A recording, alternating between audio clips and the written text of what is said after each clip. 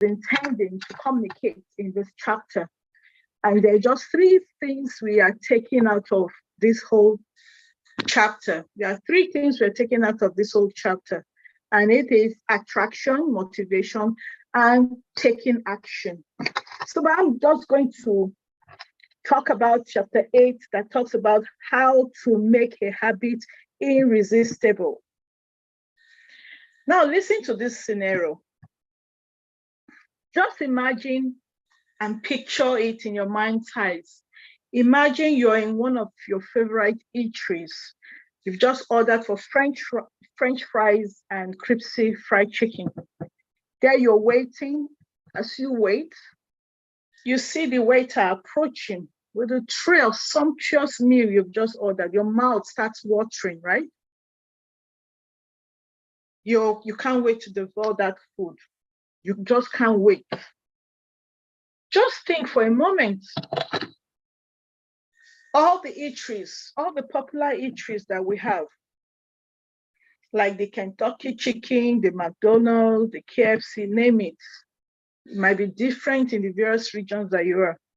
Just imagine what it will mean like if the companies, if these companies or these eateries just miss a little touch of their products. Yeah, I'm calling it product because any whatever business they're into, it's product in whatever way it's packaged, right? So imagine what it will look like if the company enhances or continue to enhance that product. What will happen? They will have more customers coming to them. But if they lose touch, reverse is the opposite. That means they will lose customers. So these companies who have made names for themselves have tried to make their product attractive, and they also keep their customers, and also more customers join them, and they get their new customers through referrals from maybe their present customers. What keeps these customers? You will say, yeah, I'm talking about food, but I will land at what I'm trying to say. What keeps them? Some will probably say that, oh, they like the golden, crunchy outer parts of maybe the chips, and some will say, oh, they love the light and smoothness of the inside of the chips when they break it up.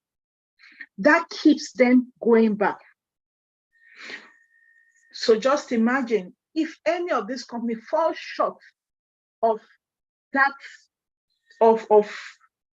a product. Just imagine maybe they over-fry it or they fry it halfway. Customers will start complaining. They will definitely lose customers, which is true. But if they keep up with their product, ultimately their customers will stay. And that is what we call attraction. So their product is attracting customers and keeping their customers. It's motivating the customers to want to always come for more. So the modern food industry and the overeating habits or attraction of regular and new customers is just one example of what this author is saying about the second law of behavior change, meaning make it attractive. The more attractive an opportunity is, or the more attractive a food is presented to a customer, the more likely it is to become habit forming. That customer will always want to come back. Another scenario is this: when we look around us, we will see highly engineered versions of reality that are more attractive than the world our forefathers back then lived. When we probably go shopping or sightseeing, we see shops that features mannequins with exaggerated hips and breasts to show their wares or showcase their wares. I remember back in Nigeria, I used to have a fashion house with the mannequins stand, and when they are standing and well dressed, I'll just tell my tailors, like, wow, these mannequins, in fact, they even look finer in the dress than maybe, the person that is going to wear it and all that. So all these are just marketing strategy, just to pull customers. So if we also check out social medias, it delivers more likes and praise in a few minutes when we post stuff on our internet than when we physically start talking about the product. So the way we package the product, or the way social media packages this product, attracts people to want to click or want to like or want to know more about the product. Advertisement has really gone far in sales of products. When this product, as I said, they're carefully packaged, it attracts people. And that will mean more sales and more customers. For example, the on-team management are requesting members to do a video product content. Have you done yours? This product content will attract people to want to know what our product is all about. So how do we do this? One is we need a combination of things to be able to succeed in giving a good product content, whether in video or in picture. We need our ring lights. Lighting is very important to actually depict what we are trying to communicate to our audience. Our product, for example, the on-team product, if you want to actually let people out there know about our foundations, the way the foundation is captured in picture form should be clear, should actually show the different 3 shades of colors that we have in the picture. And another way we can also do this, we can also wear it. We can also do the before and after picture. Even myself, I've tried to, apply my foundation. I'm an aperture. I usually don't wear foundation or makeup, but I try to do it myself. But it's never the same like when you use a professional to do it. So somehow, as Omomi will always say, we need to actually spend a little to be able to move our business forward, especially when it has to do with social media. We have to get it right. And your phone too, if you're using your phone, you must have a phone that is able to Photoshop, edit, to be able to edit your pictures to be clearer, or you can decide to change the pictures or the way the background and all that. That is key in our business. So that at the end of the day, you will have a product that is selling on its own. Just the picture alone and probably the content, you have the caption, you have tagged the picture or the video would sell for you. It attracts. Don't forget, we're talking about attracting. You are attracting the right audience, the right customer to yourself. You can decide to use professional models. That's what I'm saying. You spend to get money.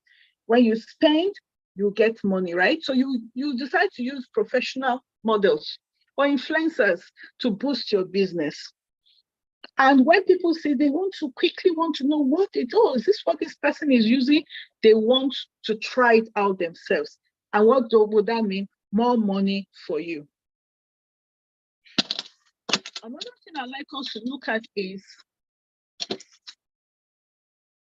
if you want to grow your business, you have to make it attractive. That word keeps popping up.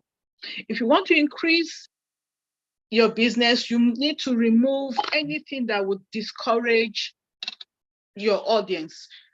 Yeah, anything that would discourage them from even clicking on your product to view it.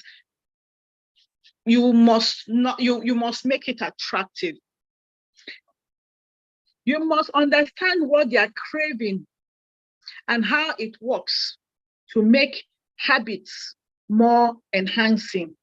We look at what we call dopamine. Dopamine is just like drug that people use to enhance themselves. Yeah, so we need to look for ways in which we can make our product attractive to people. One, it has to also do with we ourselves. How do we see our product? Is it catchy? If we put it out there, will people like it?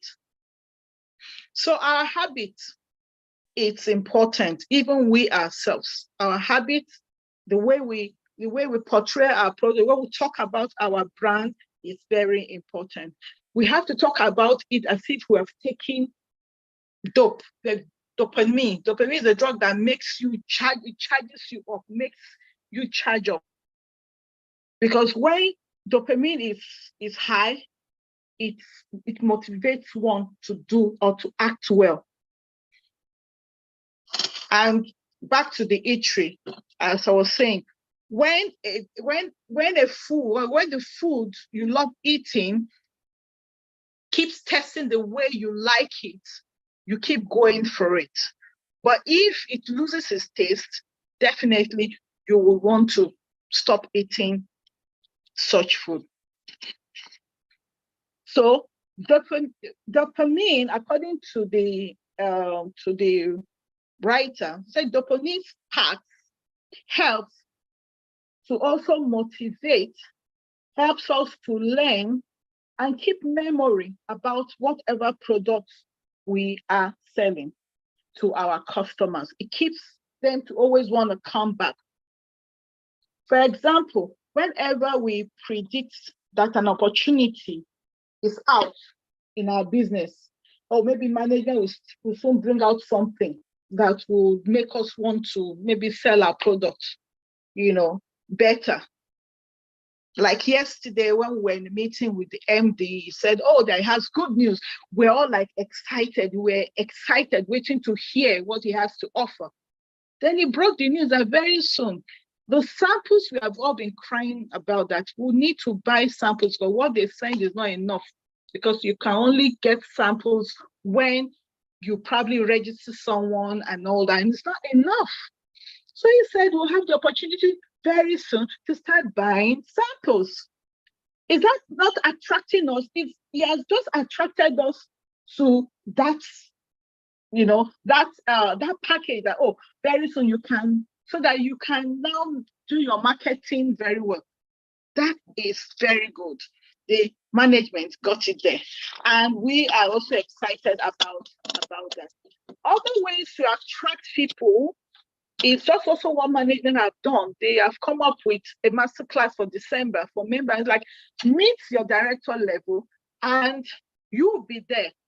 2 nights, 3 nights in a hotel, 5-star hotel. They will feed you. And we're also going to have one of the international best speaker to come and talk to us. All that for free. All the management is asking is just find yourself there. And most importantly, you have to hit the director level. So what do we need to do? We need to start going out to look for people. Some will say, I can't recruit. Some will say, I can only sell. Management will say, you can do either. As long as you meet your target. All you need to become a director is just 5,000 QV. So we need to make our habits attractive, because it is the expectation of a rewarding experience that motivates us to keep going. Like the reward we get at the end of the day. And what is the reward we get at the end of the day is, for example, the master class in December, or the opportunity of going to Dubai by those who have qualified. So it's so interesting when we put out our product in a way that it will attract people. And that's what this author is just trying to talk about. And to cut the long story short, we need to say, what can you do today to change the narrative and attract people? All you need to do is Make your product attractive. Let it motivate people to come, to always want to buy from you, and take action. Taking action is your customer is taking action to buy your product, and you too, you're putting things in place to attract them. Thank you. Thank you so much, Agnes, for all the input that you have shared today. Is there anyone who wants to share or ask or add anything? If there's no one, then Helen, welcome. If you're online, please. Helen. Yeah. Welcome. Everybody, good evening. Good evening, Helen. Welcome. To talk about, thank you. I'm going to talk about chapter 9, which is the role of family and friends in shaping your habits. How the family and friends can influence you to change, to shape, can influence or can be something that will help you to change or to shape your habit. It started with an example. Like there's this Hungarian man who was not married, but he believed that nobody is born with something, but if you work hard, all he believes is working hard. So he believes even someone to be a genius is not something you are born with. He believes the genius is not born, but it's educated and trained. So if you can be trained and educated of something, you may be genius of that thing. So it's not necessarily to be born with it. So his dream, it was to have a family and to raise his kids, to have a homestead on during those time, to train his kids to be in chess, to be an expert in chess. And good enough, he fell in love with a school teacher who also believed anyone can gain, anyone can be an expert on in anything. The most important thing is to advance their skills. So later on, they got married and they have 3 kids, all their girls. So the first girl, when she reached the year of 5, they started training her into chess. And when she reached by the age of 6, she was defeating adults. So she became an expert on chess. And then the second one was better than the first one. And the good enough was the last one. The last one was more better than all. She even beat her father on chess. So when she was, because in the house, when they were growing, her father, because the dream was to train them into chess, he put all the chess goal in the walls, their pictures on the walls. So since they are kids, they were looking on those peoples which have made history in chess game. So when this, the third one, the youngest one, reached by the age of 5, it's where he beat her father in chess game. But when he reached the 12 years, he was among the top 1 of 100 chess players in the world. And when she reached at the age of 15 years, she became the youngest grandmaster of all time. So she broke even the rank which was put by the one which was known as a genius. She broke that rank and she became the first one during those times. So in the house, they didn't have any other game rather than chess. So even the childish games, they didn't play it. And when people, they were asking them, why don't you feel like you are missing something? Every time is chess. They were like, no, we are not missing anything. We are enjoying our childhood because we are doing something which we love. Some said like the second one, there's a time even when she was at the toilet, she tell them, there's a time you have to leave this chest and go to sleep. And she answered like, the problem is I can't leave. It's the chest who is forcing me to be with it, but not me forcing into chess. So chess has become part of them. They can't, it's all the time chess until they become famous with this game. So according to this author, it's like the dad proved it to the society, like being expert in anything or being genius in something. It's something if you've been educated and trained with, you can. But what he is saying more is childhood, they were exposed on pictures of chess game. So that's all they could think, that's all they could do. That's why they become so expert on that game. So from there, adaptive pull of society norms. Some people normally we feel like we need to belong somewhere. So we have a society which it have different norms, and sometimes we are forced to be involved in these norms without ourselves being aware with. So like you are born, you've been raised to go to church maybe, or to go to mosque every Friday or every Sunday. Since you are little, you have to go. Since you are little, you know maybe eating time, it's around this hour. Since you are little, you know maybe before going to sleep, you have to play.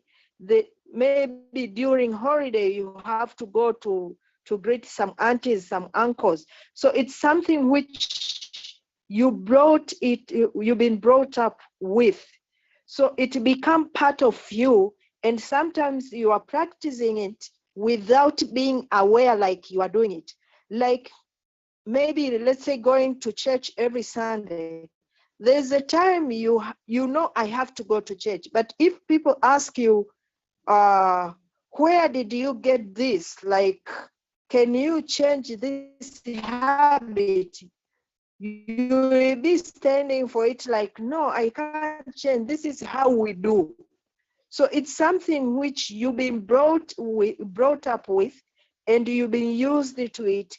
So it's become part of you, and sometimes doing it. So this, it's like the norms can influence people to have a habit and do something which sometimes they don't even know they are doing it.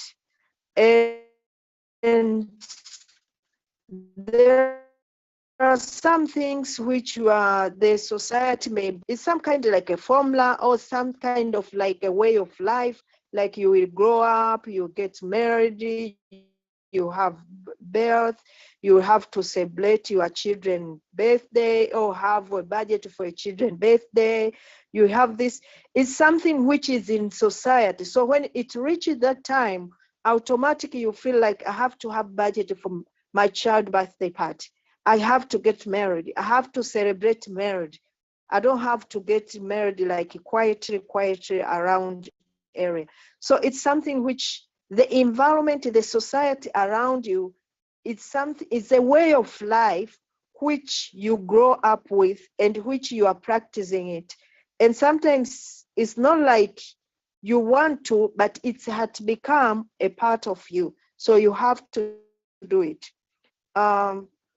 most of the time, what he's saying, along with the group, does not feel like a burden, but everyone wants to belong somewhere. So for you to do all this, you want to belong to a certain society. So let's say around that area, it's a certain society or a certain tribe or a certain society, like, to fit on that area, to feel like you belong there.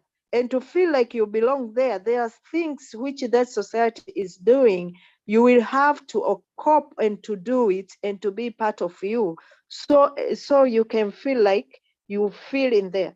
And it's not a burden to you. It's a part of you, and you are doing it. You don't feel like it's something which is not part of you.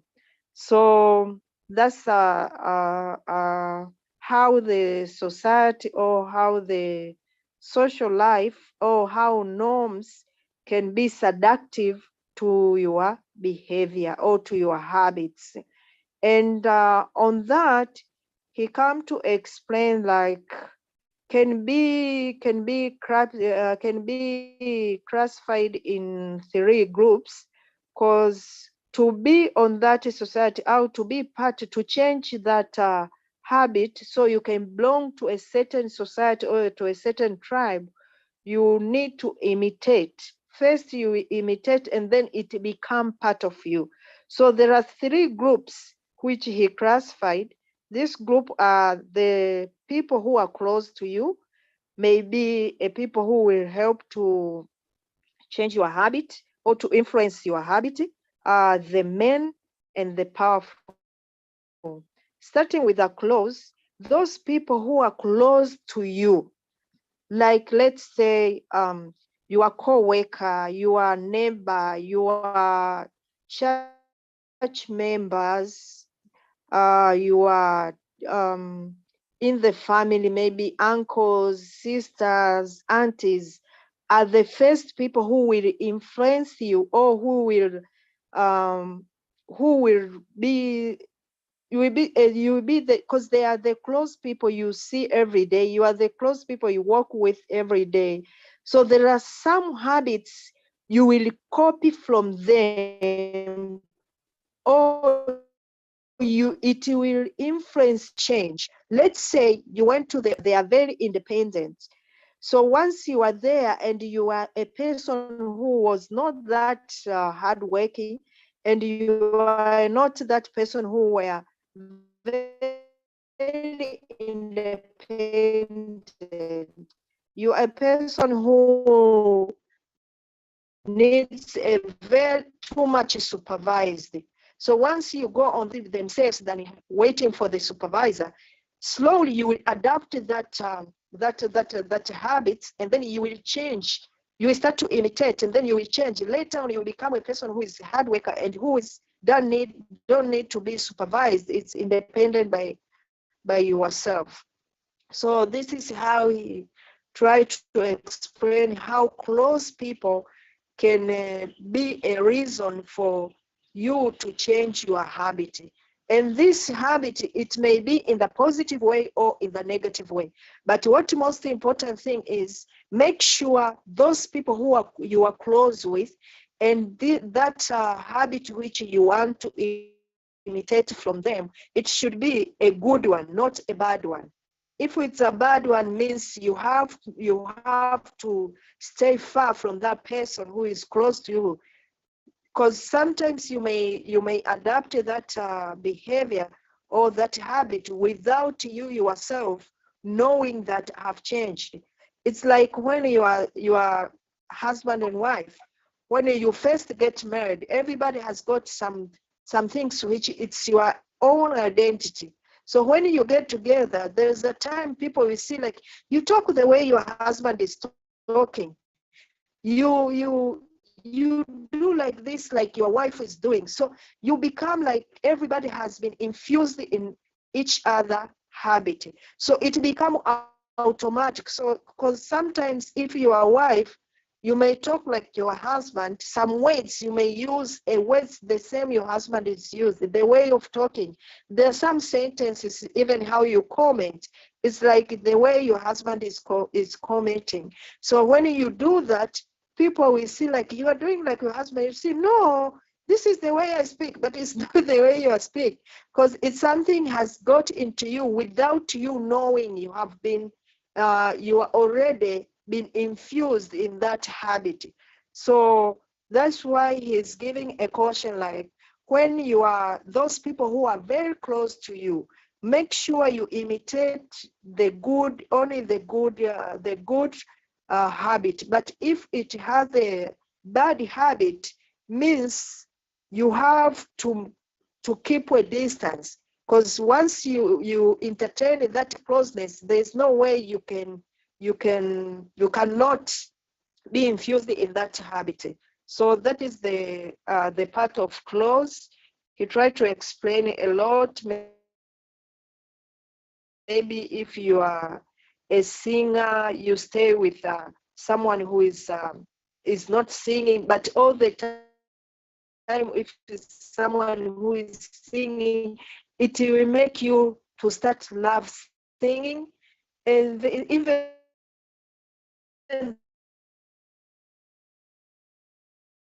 the time you will sing while you are not having that habit of singing. So that is the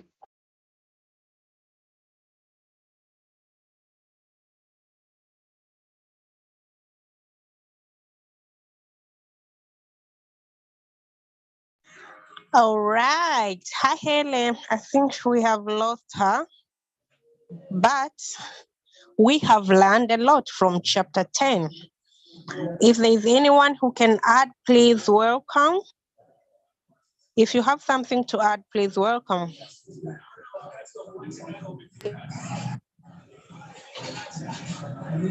a certain group. Let's say you are, or you this thing.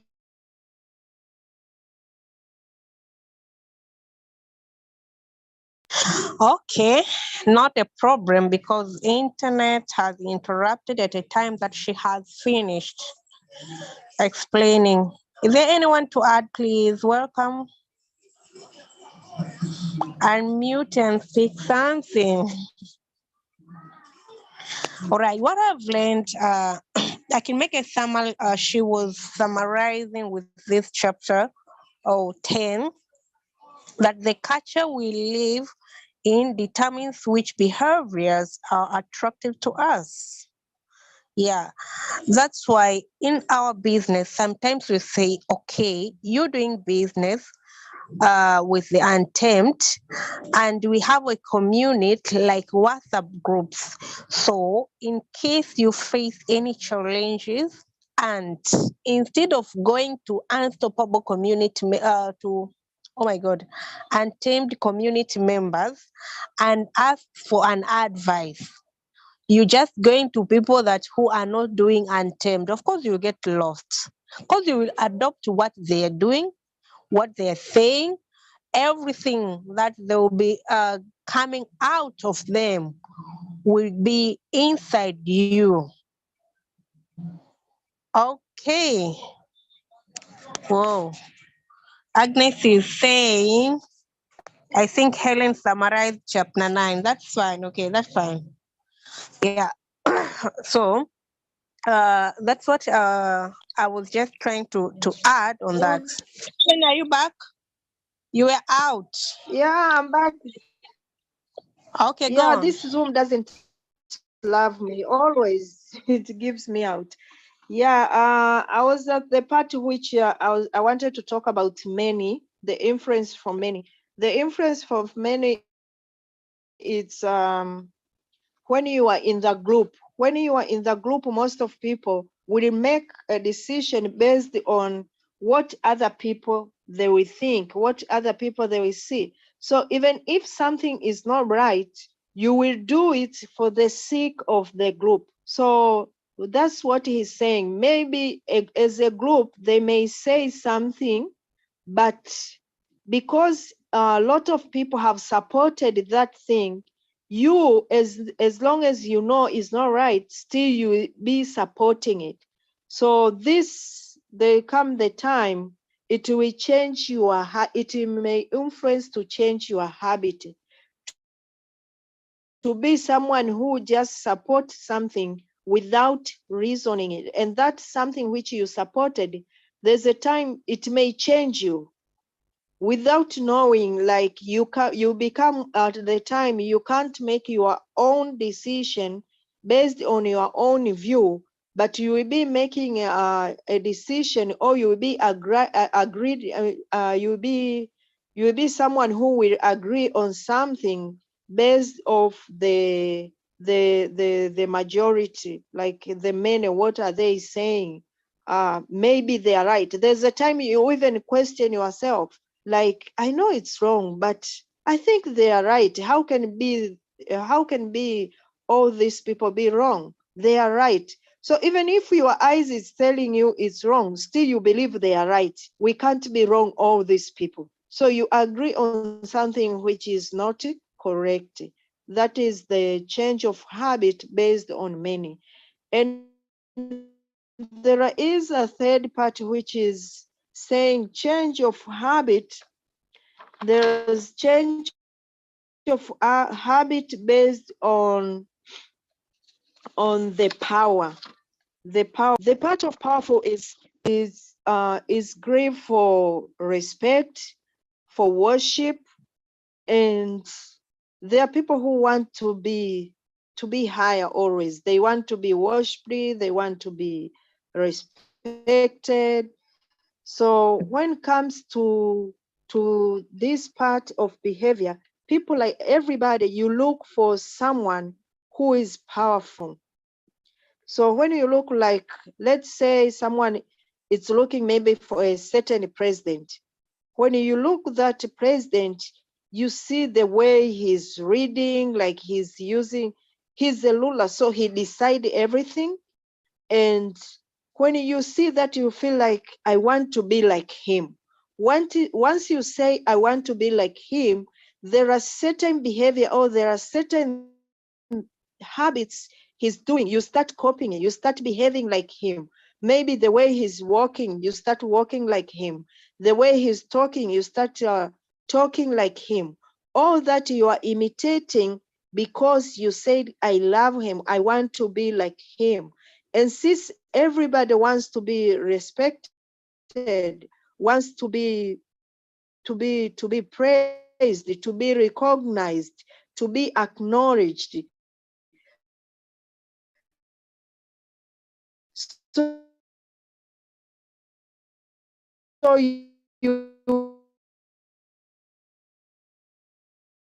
We can't hear you properly.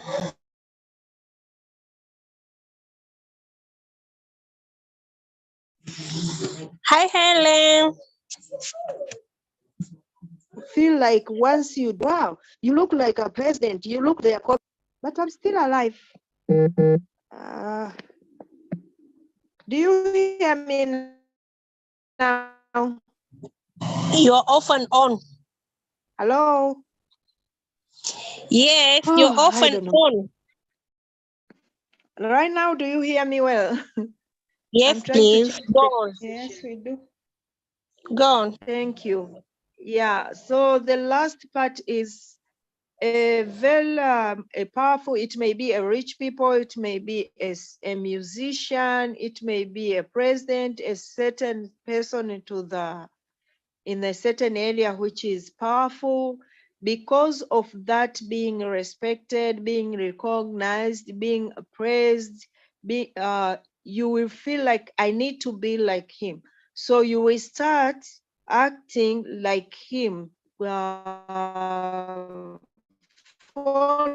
some things to be like your habit. Let's say if it's a pop musician or a gospel musician, you will start being like the way he's wearing, you start wearing like that. If it's a very expensive clothes, some people will go to the extent to buy a very expensive clothes.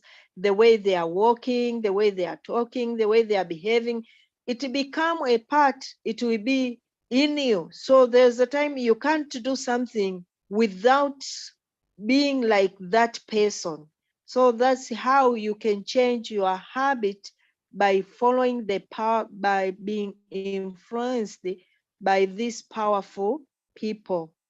So that's, I think, with this chapter 9, it's all about how friends and family can be a part, or can help to change your habits.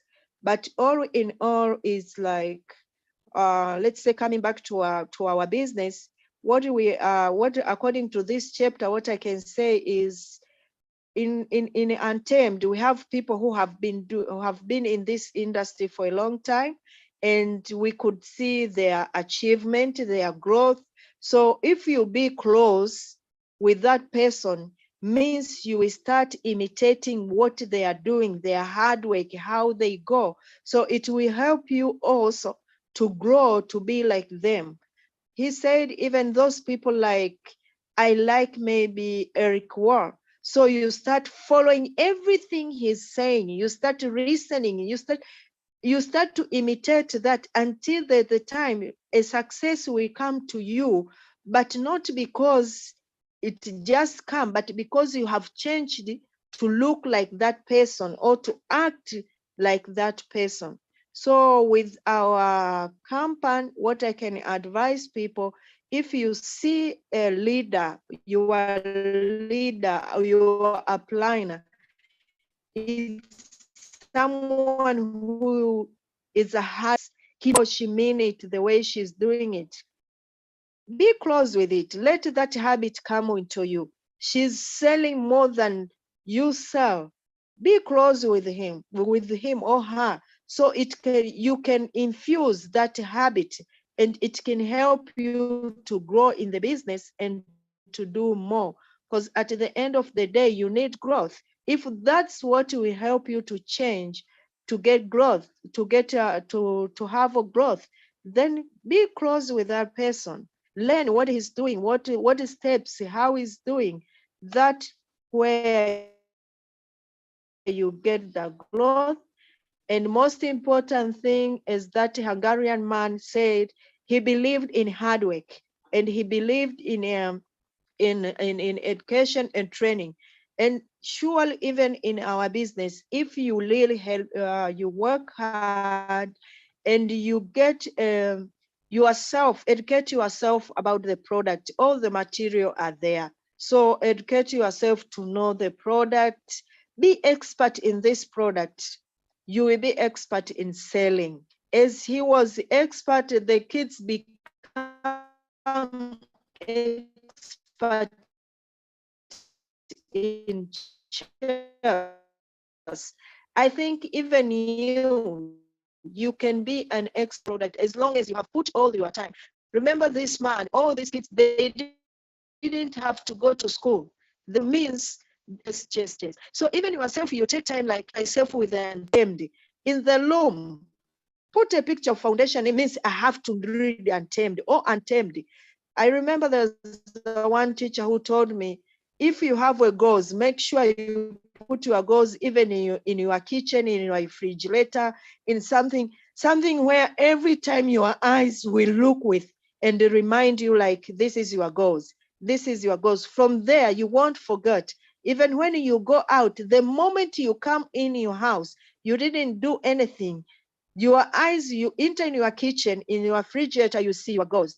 You go to your room, you see your goals. You go to your sitting room, maybe in the table, you see your goals. So it will haunt you everywhere you go, like, I have to do this, I have to do this.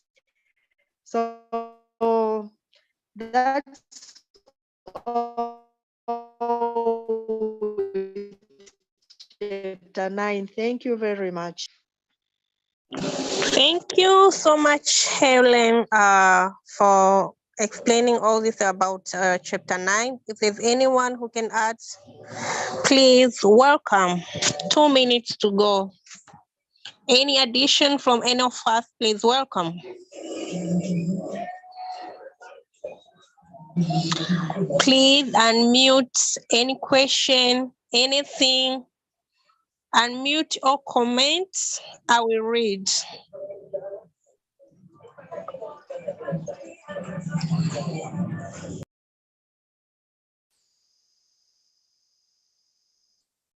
Welcome, Messi.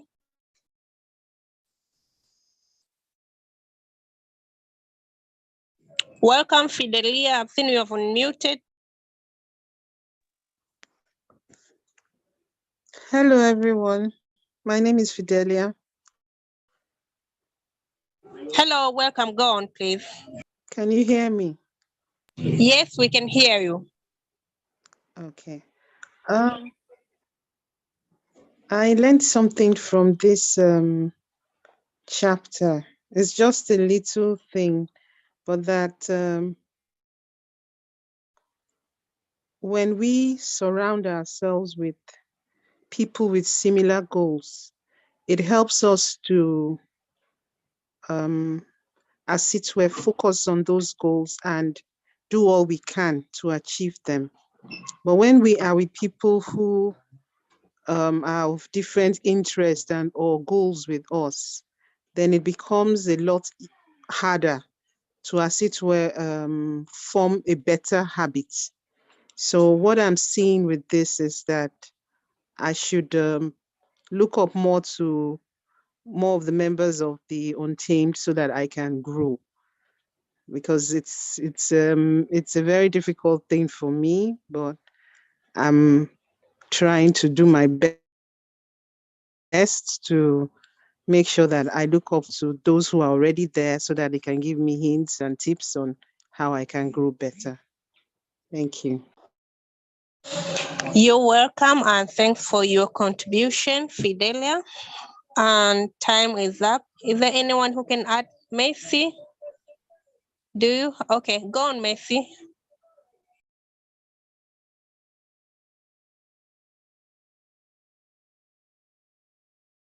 Messi, we can't hear you, please. I don't know if there's a problem with your network.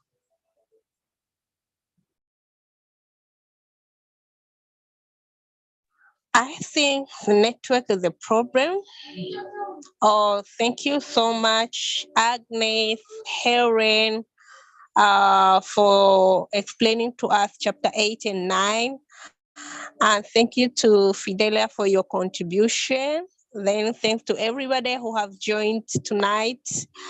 Dr. Biliana Mvungi, Modupe Al Hotunu, Nosiat, Rhoda, Rosemary. Thank you so much for joining. And that's the end of our session. Until next time, all the best. Bye-bye. In case you have any comment, any question, please drop it in our WhatsApp group. Bye.